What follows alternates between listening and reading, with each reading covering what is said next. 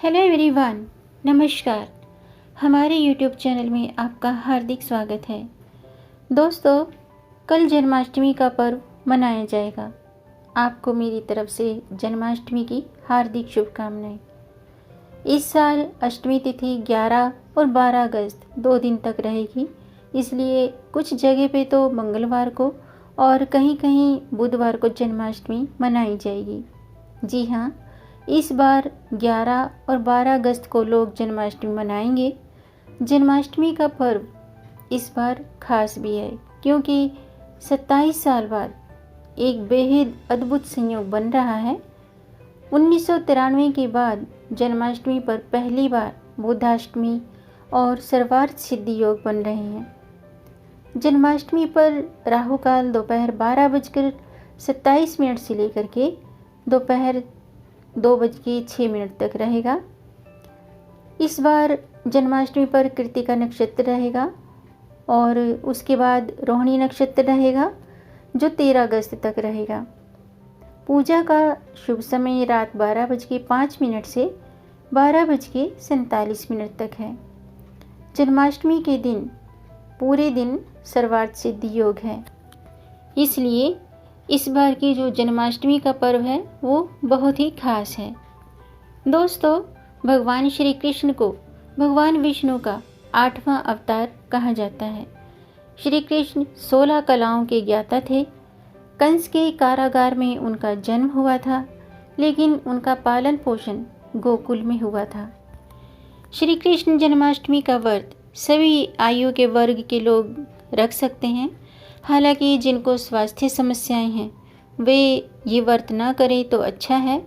व्रत न रखकर वे केवल भगवान की आराधना करें, उनका ध्यान करें, उनके मंत्र का जाप कर सकते हैं, लेकिन अपने स्वास्थ्य का ख्याल जरूर रखें।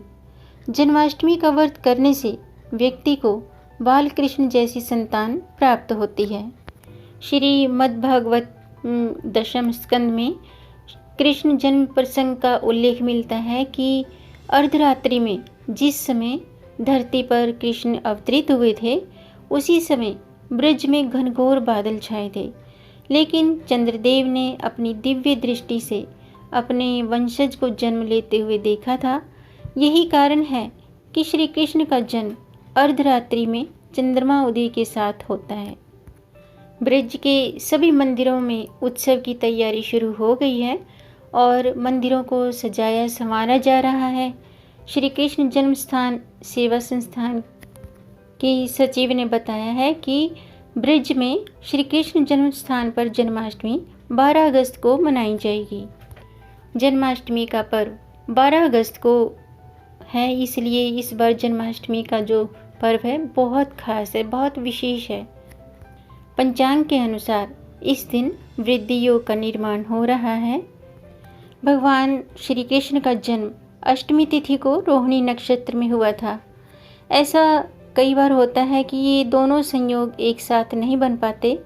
इस बार भी श्री कृष्ण जन्म की तिथि और नक्षत्र एक साथ नहीं मिल रहे हैं।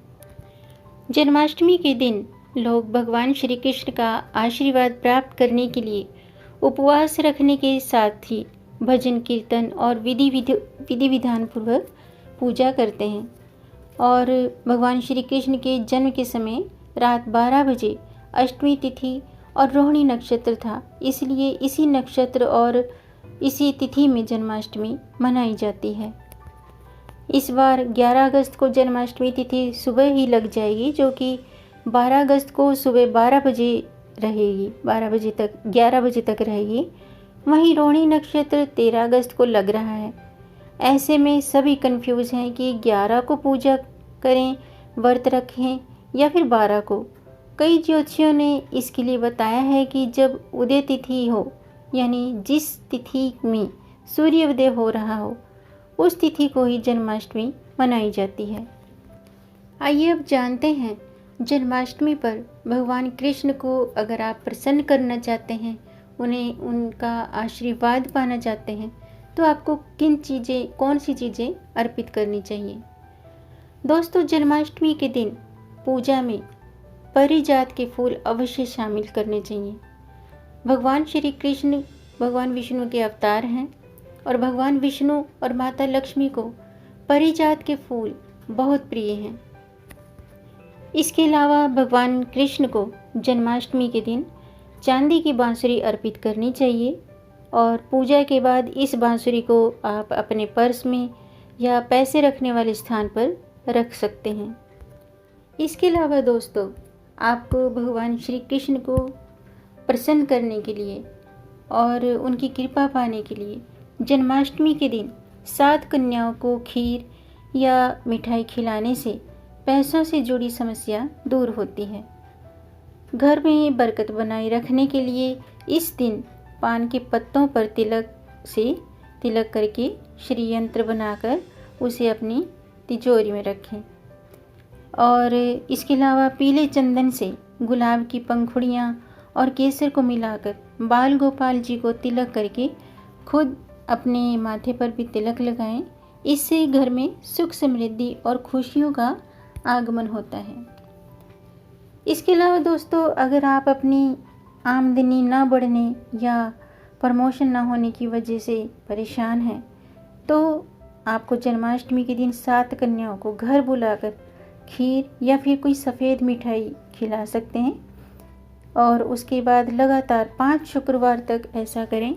ऐसा करने से माँ लक्ष्मी की कृपा अवश्य ही प्राप्त होती है। और अगर आपकी कोई मनोकामना है, कोई खास मनोकामना है, तो जन्माष्टमी से शुरू करें और आने वाले 27 दिनों तक लगातार नारियल और बादाम किसी भी मंदिर में चढ़ाएं। ऐसा करने से सभी मनोकामनाएं, सभी इच्छाएं पूरी होती हैं। और अगर कोई धन से जुड़ी परेशानी है, यदि आप धन की कमी से जूझ रहे हैं, तो जन्माष्टमी के दिन स्नान करने के बाद राधा कृष्ण के मंदिर में जाएं और दर्शन करने के बाद भगवान को पीले पुष्पों की माला अर्पित करें। ऐसा करने से धन से जुड़ी सभी परेशानियां दूर होती हैं। इसके अलावा सुख समृद्धि की कामना अगर आप रखते हैं, तो जन्माष्टमी के दिन पीले चंदन या केसर में गुलाब जल मिलाकर माथे पर तिलक लगाएं। और नियमित तौर पर ऐसा करने से आपकी ये इच्छा, मतलब सुख समृद्धि की इच्छा शीघ्र ही पूरी होती है। इसके अलावा सुख शांति और खुशहाली के लिए जन्माष्टमी के दिन किसी भी स्थान पर केले के 2 पौधे लगाएं। जी हाँ, आज के दिन पौधे लगाने बहुत ही शुभ माना जाता है।